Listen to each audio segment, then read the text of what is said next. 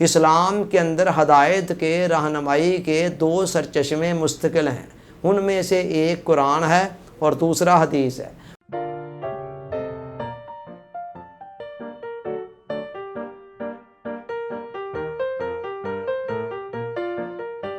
Dear audience, السلام علیکم۔ قرآن مجید میں سورہ لقمان کی آیت نمبر 15 کے اندر ارشاد فرمایا گیا وَاتَّبِعْ سَبِیلَ مَنْ أَنَابَ إِلَیَّ، کہ اے بندے تو ان لوگوں کے راستے کو فالو کر، ان کے پیچھے چل، من انابا الیہ، جو میری طرف رجوع کیے ہوئے ہیں۔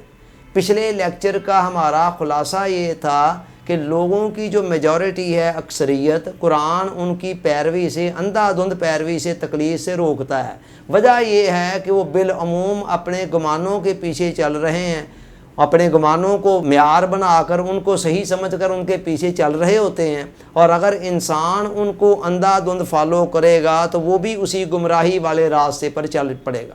یہ آیت کریمہ بتا رہی ہے کہ کس طرح کے لوگوں کو فالو کرنا ہے۔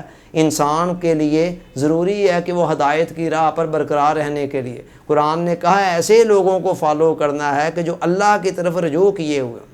اسلام کے اندر ہدایت کے رہنمائی کے دو سرچشمے مستقل ہیں، ان میں سے ایک قرآن ہے اور دوسرا حدیث ہے۔ قرآن اللہ کا کلام ہے اور حضور علیہ السلام کی سنت مبارکہ، سیرت طیبہ جو ہے یہ اس کا پریکٹیکل ہے۔ یعنی آپ یوں سمجھ سکتے ہیں کہ قرآن ایک تھیوری ہے اور حضور علیہ السلام کی سیرت طیبہ اس کا پریکٹیکل ہے، عملی شکل ہے۔ جو کچھ قرآن نے تھیوری کی صورت کے اندر ہمیں احکام دیے، حضور علیہ السلام نے وہ سب کچھ عملی طور پر کر کے دکھا دیے۔ ان دونوں کو تھام لیا جائے تو انسان کی گمراہی کے چانسز بہت ختم ہو جاتے ہیں یا کم رہ جاتے ہیں۔ ان کے علاوہ رہنمائی کا ایک تیسرا سرچشمہ بھی ہے، اور وہ کیا ہے؟ وہ ہیں ہر دور کے اللہ والے، اللہ کے نیک صالح بندے، جو ایک لائیو سورس ہوتا ہے ہمارے لیے، سورس آف انسپائریشن ہوتا ہے اور سورس آف گائیڈنس ہوتا ہے، رہنمائی کا ایک زندہ ذریعہ ہوتا ہے جو ہمارے سامنے موجود ہوتا ہے۔ ہر دور کے اندر اللہ کے ایسے بندے رہے ہیں اور ہیں آج بھی، اور مستقبل میں بھی رہیں گے، کہ جن کی امانت، صداقت، دیانت، تقوی، طہارت سوسائٹی کے اندر ایک مسلمہ حیثیت رکھتی ہے اور آنکھوں سے دکھائی دے رہی ہوتی ہے اور محسوس ہو رہی ہوتی ہے۔ دیکھیں، نبوت کا دروازہ حضور علیہ السلام کی آمد پر بند ہو گیا۔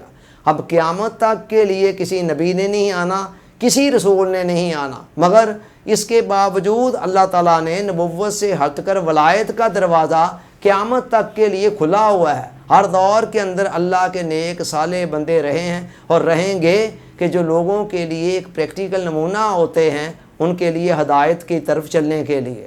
ہم ہر نماز کی ہر رکعت کے اندر سورہ فاتحہ پڑھتے ہیں، اور سورہ فاتحہ کو پڑھنا لازم قرار دیا گیا ہے۔ یعنی فاتحہ کی جگہ پر آپ کوئی اور چیز نہیں پڑھ سکتے۔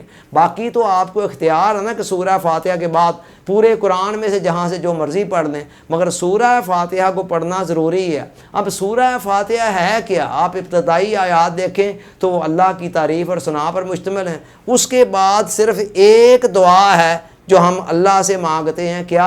اہدنا الصراط المستقیم، کہ یا اللہ ہمیں سیدھے راستے پر چلا دے۔ جس کو ہدایت مل گئی اس کو سب کچھ مل گیا، اور جس کو ہدایت بھی نہ مل سکی اسے کچھ بھی نہ مل سکا۔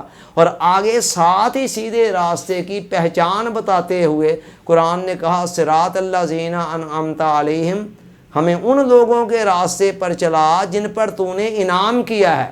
تو سیدھے راستے کی پہچان بتائی کہ اللہ کے انعام یافتہ بندوں کا راستہ، اور ادھر قرآن نے پھر دوسری جگہ پر انعام یافتہ بندوں کے اندر کون کون سے لوگ شمار تھے اس کی وضاحت کرتے ہوئے ان کی 4 کیٹیگریز بیان کی۔ سب سے ٹاپ آف دی لسٹ انبیاء، اس کے بعد صدیقین، اس کے بعد شہداء، اور اس کے بعد صالحین۔ تو اب نبوت و رسالت کا سلسلہ تو قیامت تک کے لیے بند ہے، مگر اولیاء کرام، صالحین کرام ہر دور کے اندر رہے ہیں۔ تو لہٰذا قرآن و حدیث کو تو انسان نے تھامنا ہے، قرآن مجید کو اور حضور علیہ السلام کے فرمان کو اور آقا کی سنت طیبہ کو، سیرت طاہرہ کو تھامنا ہے، اور ان کے ساتھ ساتھ جو اللہ والے ہیں، اللہ کے نیک بندے ہیں، صالح بندے ہیں، جن کا تقوی و طہارت ہمیں ہمارا وجدان، ایمان، یقین جن کا محسوس کرتا ہے، اور سوسائٹی کے اندر اوور آل جن کی اس حوالے سے اچھی ریپوٹیشن ہے۔ بے شک اس فیلڈ کے اندر بھی بتھیرے 2 نمبر ہیں دوسرے فیلڈز کی طرح، بہرحال 1 نمبر چیز کہیں ہوتی ہے تو اسی کے نتیجے میں 2 نمبر بھی سامنے ہوتی ہے۔ 2 نمبر کا ہونا اس بات کی دلیل ہے کہ 1 نمبر بھی موجود ہیں اور انشاءاللہ مستقل طور پر موجود رہیں گے۔ تو ایسے لوگوں سے اٹیچ ہونا، ان کی صحبتوں میں جا کر بیٹھنا، ان کی تعلیمات کو فالو کرنا، یہ بھی گویا سیدھے راستے پر، ہدایت پر گامزن رہنے کی ایک ضمانت ہے۔ اللہ تعالیٰ سوچنے، سمجھنے، یاد رکھنے، عمل کی توفیق عطا فرمائے۔ آمین۔ آپ کا بہت بہت شکریہ۔ السلام علیکم۔